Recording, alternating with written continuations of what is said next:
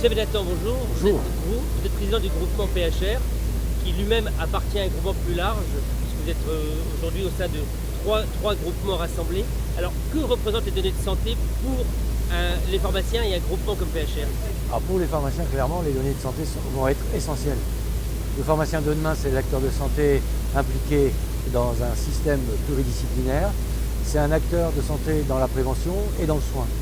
Et les données de santé vont nous aider justement à jouer ce rôle d'acteur de santé.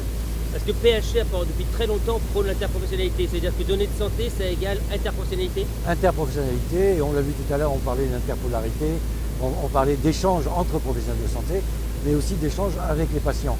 Et le pharmacien qui va être l'acteur de premier recours va avoir besoin de toutes les données de santé pour jouer ce rôle pleinement. PHR s'est rapproché de Pharmactive et de Réseau Santé. Aujourd'hui, vous êtes finalement potentiellement à la tête de 3500 officines.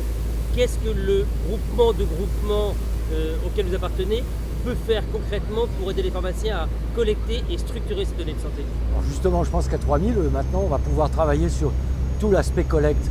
On pense notamment à, pourquoi pas, à un logiciel commun, à des outils de mesure communs qu'on va pouvoir exploiter et qu'on va pouvoir mettre à la disposition de ces pharmaciens, en les aidant d'ailleurs à s'impliquer au niveau des CPTS et devenir des vrais éléments moteurs dans le développement de ces CPTS.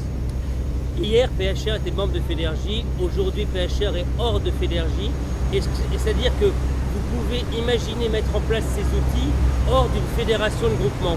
Oui, je pense, tout à fait, au contraire. C'est une fédération de groupement quand elle est organisée et qu'elle regroupe des groupements qui ont les mêmes idées, ça peut tenir, mais une fédération de groupement, comme on a connu au niveau de Fédergie, pose problème. Donc je préfère travailler avec des groupements qui ont les mêmes idées, qui ont la même volonté et qui ont la même vision du pharmacien et du futur de l'organisation de la pharmacie. Ça veut dire qu'aujourd'hui, on va avoir deux types de pharmacies, les pharmacies à enseigne et les pharmacies sans enseigne, concrètement. Vraisemblablement, les pharmacies à enseigne se développeront mieux que les pharmacies hors enseigne. Et les pharmacies à enseigne seront hors de Fédergie? On a le sentiment que c'est en train de se diriger ainsi.